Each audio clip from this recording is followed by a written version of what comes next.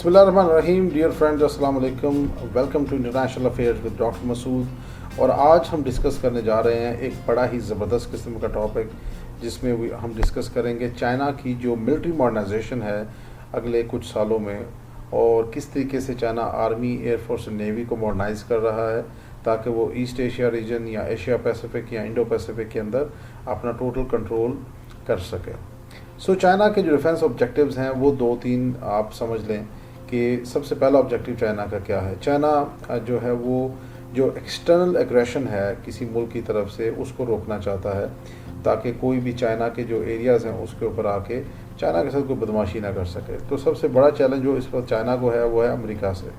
तो अमेरिका के जितनी भी वो कैपेबिलिटीज़ बना रहा है वो अमेरिका को और उसके एलाइज़ को रोकने के लिए बना रहा है कि वो उसके एरियाज़ में ना आए। दूसरा चाइना को जो बड़ा चैलेंज है वो है चाइना की ताइवान की इंडिपेंडेंस। चाइना कभी भी नहीं चाहेगा कि वो ताइवान इंडिपेंडेंट हो, और कभी भी उसको जो भी सपोर्ट उसको बाहर के मुल्कों से मिल रही है उसको चाइना सीरियसली देख रहा है। अभी आपने रिसेंटली देखा होगा किस तरीके से चाइना ने अमेरिका के विज़िट को काफ़ी सीरियसली लिया और उसके बाद वॉर गेम्स करके उसको न्यूट्रलाइज किया। उसके अलावा चाइना का एक और थ्रेट है जो कि तिब्बत इंडिपेंडेंस से रिलेटेड है, और दूसरा ईस्ट तुर्किस्तान से रिलेटेड है सिंकियांग प्रोविंस के अंदर। तो चाइना इन दोनों जो मूवमेंट्स हैं, सेपरेटिस्ट मूवमेंट्स, इनको कर्ब करना चाहता है और कभी भी नहीं चाहता ये कामयाब हो। इसके अलावा चाइना अपनी national sovereignty, territorial integrity, security, South China Sea या फिर इससे जो नज़दीक एरियाज़ हैं जितने भी मैरीटाइम सिग्निफिकेंस के,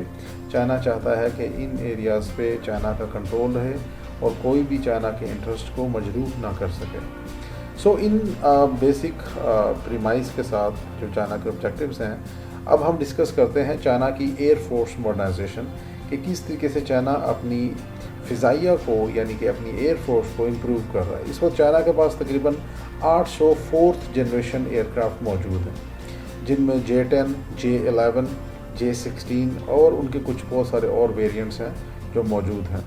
इसके अलावा चाइना ने J-20 जो कि एक स्टेल्थ क्या लें आप फाइटर है, 5th जनरेशन एयरक्राफ्ट है, उसका भी टेस्ट किया है, और ये बड़ा ज़बरदस्त किस्म की चाइना के पास कैपेबिलिटी अब मौजूद है। तो चाइना के पास 4th जनरेशन और 5th जनरेशन के जहाज़ मौजूद हैं। इसके अलावा बॉम्बर्स हैं चाइना के पास लॉन्ग रेंज, और ये बॉम्बर्स भी बड़ी ज़बरदस्त कैपेबिलिटी रखते हैं। इस वक्त चाइना के पास 450 के करीब बॉम्बर्स हैं, और ये बॉम्बर्स जो हैं या अटैक एयरक्राफ्ट जो हैं, इनमें से सबसे एडवांस जो है वो है H-6K, और इसकी बहुत ज़्यादा रेंज है, और इसकी जो सलाहियत है वो ये है कि ये 6 के करीब लैंड अटैक जो क्रूज़ मिसाइल होते हैं वो लेके जा सकता है। और इसकी वजह से ये चाइना को long range, stand off, precision strike capability दे रहा है। यानी कि चाइना अपनी हद में रह के, अपनी बॉर्डर एरिया में रह के डीपर जो अपने दुश्मन हैं उनके ऊपर हमला कर सकता है, और गुआम तक कहते हैं कि इसकी रेंज है। इसके अलावा लॉन्ग रेंज स्ट्रेटजिक बॉम्बर जो चाइना ने 2019 में अपना उसको इंट्रोड्यूस करवाया था, उसका नाम है H-6N। और ये जो बॉम्बर है इसकी जो सलाहियत है वो ये है कि ये न्यूक्लियर केपेबल है, यानी कि ये न्यूक्लियर मिसाइल लेके जा सकता है और दुश्मन के एरियाज़ पे गिरा सकता है। तो न्यूक्लियर डिटर्रेंस की जब हम बात करते हैं अमेरिका के ख़िलाफ़, तो उसके लिए ये ज़बरदस्त किस्म का एक चाइना का हथियार मौजूद है। उसके अलावा जो एक्सपर्ट्स हैं वो ये कहते हैं कि H-6N जो है वो इसकी और ज़्यादा रेंज बढ़ाई जा रही है और इसको इम्प्रूव किया जा रहा है। इसके अंदर स्टेल्थ एट्रीब्यूट्स को भी डाला जा रहा है। तो इसी तरह की उसको नाम और भी दिया जा रहा है, H-20 भी कहा जाता है उसको, ताकि चाइना का जो न्यूक्लियर ट्राइड है, यानी कि उसकी आर्मी, एयरफोर्स, नेवी, तीनों के पास न्यूक्लियर वेपन जो लॉन्च करने की सलाहियत है वो आ जाए।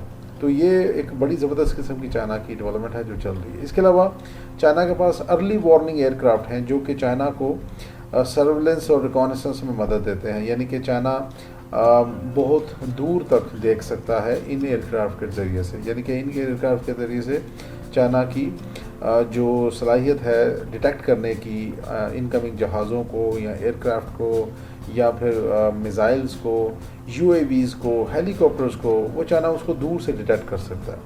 तो इस सीरीज़ में चाइना के पास मौजूद है जनाब KJ-2000 और KJ-200 और KJ-500। ये 3 किस्म के जो जहाज़ हैं, ये इनको हम कहते हैं early airborne early warning systems, और ये बड़े ज़बरदस्त जहाज़ होते हैं।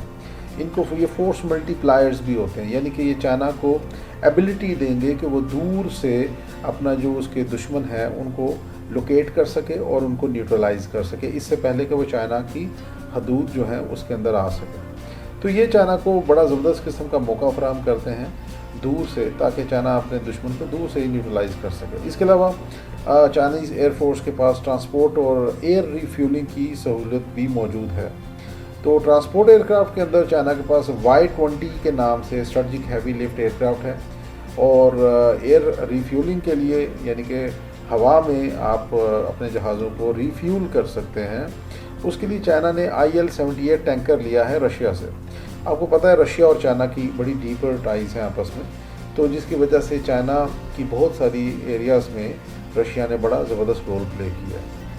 इसके अलावा अब अगर हम देखें तो चाइना की जो एयर और मिसाइल डिफेंस है उसको देखना भी बहुत ज़रूरी है। चाइना ने रशिया की मदद से S-400 जो मिसाइल सिस्टम है उसको ऐड किया, और आपको पता है कि ये S-400 दुनिया का वन ऑफ द बेस्ट कह लें आप एयर डिफेंस सिस्टम है, जो कि चाइना को सलाहियत प्रोवाइड करेगा कि चाइना 600 किलोमीटर दूर अपने टारगेट को डिटेक्ट कर ले और तकरीबन 400 किलोमीटर पे उसको शूट डाउन कर दे। इसके अलावा चाइना के पास HQ-19 मिड कोर्स इंटरसेप्टर भी है, ये भी एक ज़बरदस्त किस्म की, इसकी भी टेस्टिंग चल रही है, और इसका फ़ायदा ये होगा कि चाइना 3000 किलोमीटर की रेंज पे अब जो बैलिस्टिक मिसाइल्स हैं उनको शूट डाउन कर सकेगा। और लास्ट में चाइना की एयरफोर्स के पास है ड्रोन्स हैं बहुत सारे, जो कि चाइना को बड़ी ज़बरदस्त एक सलाहियत प्रोवाइड करते हैं इंटेलिजेंस की, सर्विलेंस की, रिकॉनेसेंस की, यानी कि आपके इंफॉर्मेशन एज मिल सकता है अपने दुश्मन के खिलाफ। इसके अलावा आर्म ड्रोन्स भी हैं और अनआर्म ड्रोन्स भी हैं, यानी कि हथियार लेके जा सकते हैं, और कुछ ऐसे हैं जिनके अंदर आप सिर्फ सर्विलेंस के लिए यूज़ कर सकते हैं, यानी कि नज़र रखने के लिए यूज़ कर सकते हैं। तो ये जो कैपेबिलिटीज़ हैं चाइना की, ये बहुत ज़बरदस्त कैपेबिलिटी हैं। इसके अलावा कहा यह जा रहा है कि चाइना लार्ज कार्गो UAV बनाने जा रहा है, जिसका फ़ायदा ये होगा कि चाइना अपनी जो फोर्सेस हैं उनको साउथ चाइना सी में जो स्कैटर्ड हैं, क्योंकि साउथ चाइना सी बहुत बड़ा area 3.7 million square kilometre area है, तो उस एरिया के अंदर जो अपनी फोर्सेस हैं उसकी उनको लॉजिस्टिक्स प्रोवाइड कर सके अपने इन लार्ज कार्गो UAVs के ज़रिए से, यानी कि अनमैन एयर व्हीकल के ज़रिए से। तो ये तमाम चीज़ें बताती हैं कि चाइना की एयरफोर्स बहुत ज़बरदस्त एयरफोर्स है, बहुत पावरफुल एयरफोर्स है। अपने रीजन के अंदर, एशिया के अंदर सबसे मजबूत एयरफोर्स चाइना के पास है, और ये अमेरिका को और उसके एलाइज़ को, स्पेशली इंडिया को और बाकियों को इस रीजन के अंदर, इस खित्ते के अंदर सीरियस चैलेंज इस वक्त प्रोवाइड कर रही है। तो Japan, south Korea, Taiwan, America, उसके दोस्त, हवारी और इंडिया, ये तमाम जो लोग हैं इनको चाइना की मिलिट्री मॉडर्नाइजेशन, स्पेशली उसकी एयरफोर्स से बहुत ज़्यादा ख़तरा है, और इन्हीं को फोकस में रख के चाइना ने अपनी एयरफोर्स मॉडर्नाइजेशन की है। तो लेडीज़ एंड जेंटलमैन, इसी के साथ मुझे दें इजाज़त। इंशाल्लाह अगली वीडियो हम बनाएंगे चाइना की नेवल मॉडर्नाइजेशन पे या फिर उसकी आर्मी मॉडर्नाइजेशन पे, तो उसको हम बनाएंगे इंशाल्लाह। ये सीरीज़ है पूरी, इसको हम कंटिन्यू रखेंगे। अगर आपको वीडियो अच्छी लगी हो तो चैनल को ज़रूर सब्सक्राइब करें, और इसको अपने दोस्तों से भी शेयर करें, वीडियोस को लाइक करें, और इंशाल्लाह you are going to learn more with this particular channel. Thank you very much. अपना बहुत सारा ख्याल रखिएगा। अल्लाह हाफिज़।